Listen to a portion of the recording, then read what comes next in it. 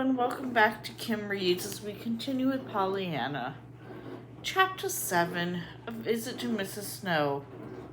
What an extraordinary child, Mrs. Polly Harrington exclaimed daily as she watched her niece perform her routines. She was relieved she had allowed Pollyanna a period of free time from 2 until 6 every afternoon. Not only did the little girl need time to live, but her aunt had time to recover the whirlwind of planned activities and the endless chatter. Pollyanna always wanted to do errands so she could walk around the neighborhood and explore her new surroundings. One day, Miss Polly asked her to carry a jar of calf's foot jelly to Mrs. Snow, a member of the church who could not get out of bed. Miss Polly felt duty-bound to deliver something to Mrs. Snow every week. "We just warn you," Nancy said, "you're not going to be glad about this errand. Not one bit. I've been to that woman's house many times. When you bring jelly to Mrs. Snow, she wants chicken. And when you bring chicken, she's hankering for lamb broth. There's just no pleasing her." Sort of like trying to please Miss Polly, Nancy thought to herself. Millie, Mrs. Snow's daughter, led Pollyanna to her mother's room. Mrs. Snow was propped up against the bed. "How do you do, Miss Snow? I am Pollyanna Whittier, and my aunt, Miss Polly Harrington, asked me to bring some cat's foot jelly to you." "Dear me, jelly," the woman groaned. "I was hoping it would be lamb's broth." "Oh, I thought it was chicken you wanted when folks brought you jelly." "What did you say?" asked Mrs. Snow. "Oh, never mind. I didn't sleep a wink last night." "But people lose so much time sleeping, don't you think so?" asked Pollyanna. "Sleeping takes away time from living." "Well, you really are amazing," exclaimed Mrs. Snow. "Open the curtain so I can look at you." Pollyanna went to the window and pulled back the curtain. "Oh, now you'll see my freckles, but I guess you'll be able to see me because now I can see you too." "You didn't tell me you were so pretty."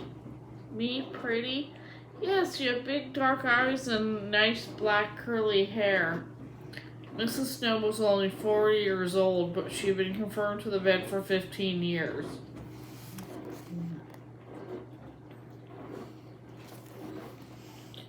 The doctor said she would be never able to walk again. Pollyanna picked up a small mirror and moved toward the bed. Then she stopped. "Why don't you let me fix your hair before I let you see yourself?" she said. "May I please?" "Well, I guess so," said Mrs. Snow, who was more amazed than every moment with her young visitor. "Oh, thank you. I'd love to fix people's hair," said Pollyanna, reaching for a comb. She arranged the curls and then placed a pink flower in Miss Snow's hair. "Now take a look," she smiled, handing Mrs. Snow the mirror. I must say that I like the red flowers better than pink ones, but they all fade by nightfall anyhow." "But you should be glad they fade, because then we can get more. My hair does look lovely." "Maybe, but it'll get messed up again when I toss back and forth on my pillow."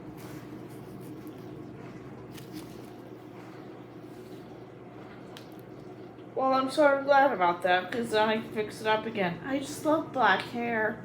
It's hard to love anything at all when you have to lie in bed every day from morning until night. Pollyanna looked at her. "I guess it would be hard to be glad about things in that case." Snapped Mrs. "You bet," snapped Mrs. Snow. "Just try and think of anything I could possibly be glad about." Suddenly, Pollyanna sprang to her feet and clapped her hands. Mrs. Snow stared at her in disbelief. "Oh, goody, this is going to be a hard one, but I'll think about it all the way home. I promise, listen, maybe next time I could come and tell you. Goodbye for now. I've had a lovely visit." "Well, I never," exclaimed Mrs. Snow. "Mother, the curtain is up," exclaimed Millie.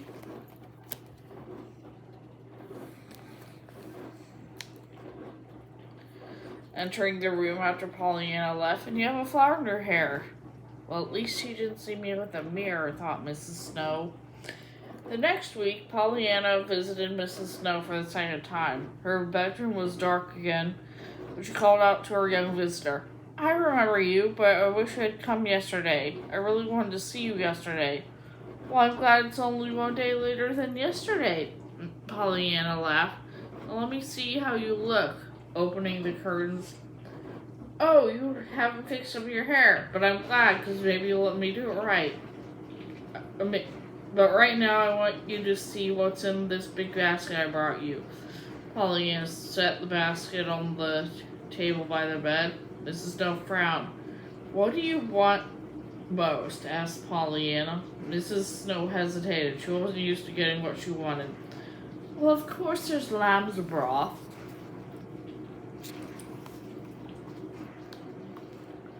"I've got some," chuckled Pollyanna, "but that's what I didn't want," sighed Mrs. Snow. "I really wanted chicken." "Well, I've got that too," Pollyanna exclaimed. "You got both?" "Yes, and catsup jelly too," smiled Pollyanna. "I told Nancy I wanted to make sure you got something that you wanted, so we fixed all three. I don't mind that there's just a little bit of each thing." She placed 3 little bowls on the table. "And how do you feel today?" she asked. "Quite poorly." The lady next door was playing the piano. "I've been thrashing all in this bed all morning trying to sleep." "Well, I'm glad you could thrash around. Mrs. White, one of my ladies' aiders, was so sick once she couldn't even move. She told me afterwards she probably would have gone crazy if it hadn't been for Mr. White's sister's ears." "What?" "Oh, you see, the sister was deaf, and she came over to take care of Mrs. White, and whenever the neighbor played the piano, Mrs. White was so glad she could hear instead of being deaf. You see, I taught her how to play the game." "Game?" gasped Mrs. Snow. "There, I almost forgot that I told you I would think of something to be glad about, even though you had to lie in bed all day. I must admit it was very hard, but the game is more fun when it's hard. Anyway, I finally thought of something. And what might that be?" "Well, I thought how glad it would be that other folks weren't always sick in bed like you are." "Oh, really?" Mrs. Snow grunted. Pollyanna certainly had not meant to say something that might upset her new companion. She smiled at her.